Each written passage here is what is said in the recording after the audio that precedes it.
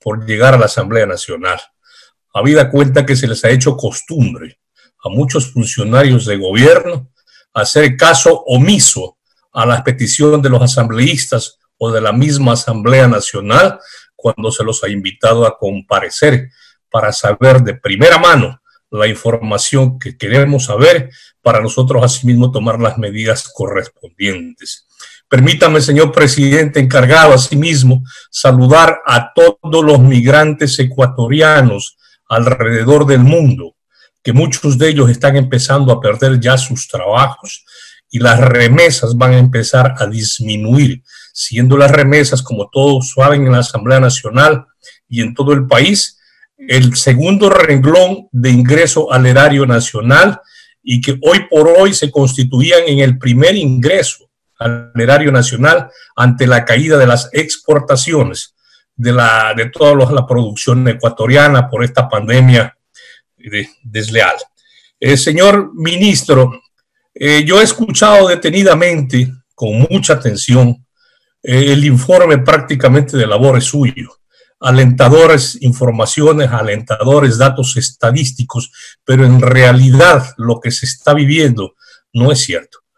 Señor ministro, conozco de su valía porque conozco a toda su familia desde hace muchos años y sé que usted va a hacer lo mejor para que se recupere la producción, la comercialización del país en este proceso de pospandemia, que esperemos que ya justamente empiece a declinar la curva, se empiece a aplanar la curva y empezar a normalizar la vida de los ecuatorianos en el campo social, económico, aunque será inevitable una crisis en la misma.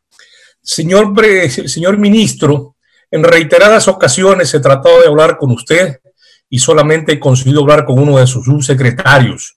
Existen inversionistas en el exterior, existen inversionistas migrantes ecuatorianos que han querido llegar ante usted, que han querido reunirse con usted en el área triestatal de Nueva York, New Jersey, Connecticut, para plantearle posibles soluciones ante la crisis económica que ahora estamos viviendo.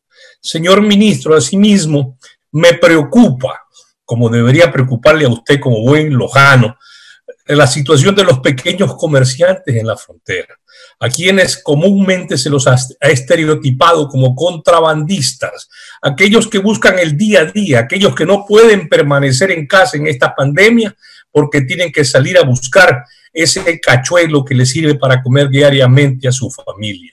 Señor ministro, asimismo, yo le quería a usted comentar, y usted lo sabe también, el incipiente comercio que existe en las provincias fronterizas, en la provincia de Zamora, Loja, El Oro, en la provincia de Esmeraldas, Carchis, Sucumbíos, y también tengo entendido en Napo y en Morona, Santiago. Señor ministro, es la profunda preocupación de quienes nos hemos criado en la frontera, de quienes alguna vez hicieron comercio como su familia en la frontera sur del Ecuador, esta desatención permanente que tenemos de parte, no de este gobierno, no del anterior, de todos los gobiernos de turno. Nuestra lucha ha sido permanente por la atención a la frontera sur del Ecuador en este caso, y en este caso me sumo a la frontera norte, y ahora la lucha tiene que ser en favor de reivindicar la inversión y la ayuda a los migrantes ecuatorianos, señor ministro. Queremos un desarrollo armónico del país y que no solamente se piense en las grandes provincias del país. Si bien es cierto, la producción está, digamos, aglutinada en El Oro, Guayas, Pichincha, etcétera, y otro tipo de provincias del país en otro tipo de productos, pero no se debe descuidar a las provincias de las fronteras. Se nos hizo una ley de desarrollo fronterizo, la hicimos en la Asamblea Nacional, luchamos para que ésta se apruebe, luchamos por un reglamento, abrigábamos esperanzas de que iba a haber un comercio y mucho mayor, y les soy sincero, abrigábamos una gran esperanza con un ministro de comercio lojano, pero eso no ha pasado. ¿Por qué? Usted tendrá la explicación, ¿por qué? Usted tendrá posiblemente la razón. Se habla asimismo, señor ministro, de vuelos humanitarios, que no tienen la condición de vuelos humanitarios. Se les está cobrando $500. Se les está poniendo un montón de restricciones, con razón posiblemente. Se les está mandando a pagar una cuarentena de 15 días en hoteles caros de la ciudad de Guayaquil, que no pueden pagar. Hubo una funcionaria de gobierno que dijo si tuvieron plata para viajar, deberían tener plata para regresar. Usted sabe, señor ministro, que hay familias ecuatorianas que planifican durante un año, un mes de vacaciones o 15 días de vacaciones, y ese dinero se acabó. Existe gente enferma, existe gente hipertensa, gente con diabetes que está durmiendo en los parques de la ciudad de Miami. Existe gente en todas las circunscripciones de migrantes en el mundo. Hay gente en Australia, hay gente en Francia, en España, en Gran Bretaña. Hay gente aquí en los estados de Nueva Jersey, en Nueva York, Connecticut. Existe gente en Texas, existe gente en México, en Sao Paulo, existe gente en Río de Janeiro que está quedada y que no se les ha dado el vuelo realmente humanitario como se está anunciando. Se les está cobrando todo, señor ministro. Entonces, usted como parte del gabinete le ruego que sea el vocero de este reclamo muy justo en nombre de la comunidad migrante ecuatoriana. Yo escuchaba en una de sus propuestas que decía que hay un programa de no pedirles la donación del vuelto en las compras. ¿De qué compras, señor ministro? Si no hay circulante, no hay billete, la gente está chira, la gente no va a ir a los supermercados un buen tiempo.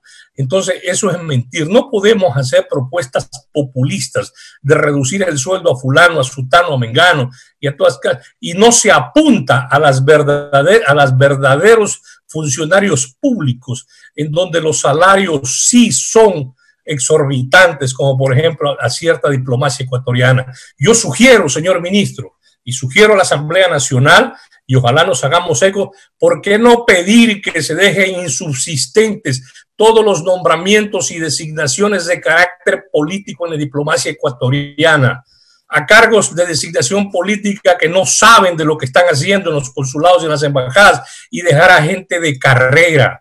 Y asimismo entrar en el mismo andarivel que nos han puesto a la Asamblea Nacional para descontar el sueldo al 50%, que no nos oponemos, pero que tampoco creemos que vaya a ser la solución a este tipo de problema económico.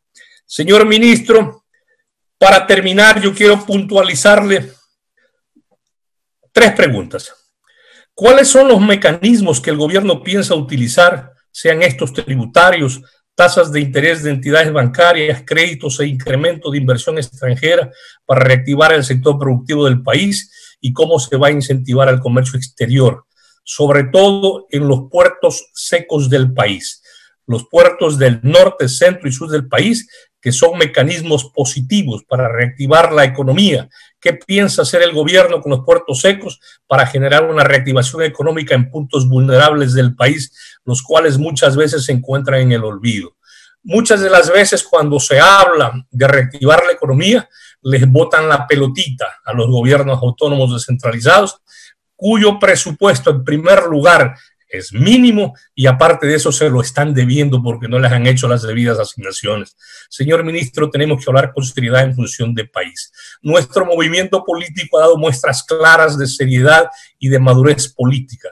Hemos hecho una oposición muy seria y muy formal, y hemos hecho también aportes para la democracia del país, y en eso estamos. A todo lo que sea aportar para el bien del pueblo ecuatoriano está bien, pero estamos en contra de la impuestomanía en la 6ª propuesta parche económica que está haciendo el gobierno ecuatoriano a toda la ciudadanía, y ha arrinconado a la Asamblea en una campaña soterrada de desprestigiar que toda la responsabilidad de la crisis económica y toda la responsabilidad de la crisis política del país, y de pronto toda la responsabilidad en el proceso post-pandemia va a ser de la Asamblea Nacional, cuando la realidad es otra, señor ministro. Gracias por su amable atención, y además, antes que me olvide, señor ministro, quería recalcarle el que piense en los pequeños agricultores y productores de las zonas fronterizas. Si bien es cierto, la zona del Cantón Macará representa un pequeño porcentaje en la producción de arroz del país, pero no tiene ningún incentivo. Todo el arroz se tiene que escapar hacia el Perú, que tiene una mejor economía que la nuestra por tener moneda propia, y no hay ningún incentivo para ese pequeño productor ni para ese pequeño agricultor que está ahí bien parado en la frontera, como siempre, con toda la valentía y el coraje que le caracteriza a la gente de frontera. Ayuda, señor ministro, para los migrantes, ayuda, señor ministro, para las comunidades fronterizas e incluyo a las comunidades amazónicas. Gracias, señor presidente Solórzano, y gracias a todos los señores y señoras asambleístas, y nuevamente mi felicitación por tener esa valentía, ministro, de comparecer a decirnos qué es lo que está pasando en el comercio y la producción de nuestro país. Buenas noches. Aquí la intervención del asambleísta Byron Zuquilanda, legislador.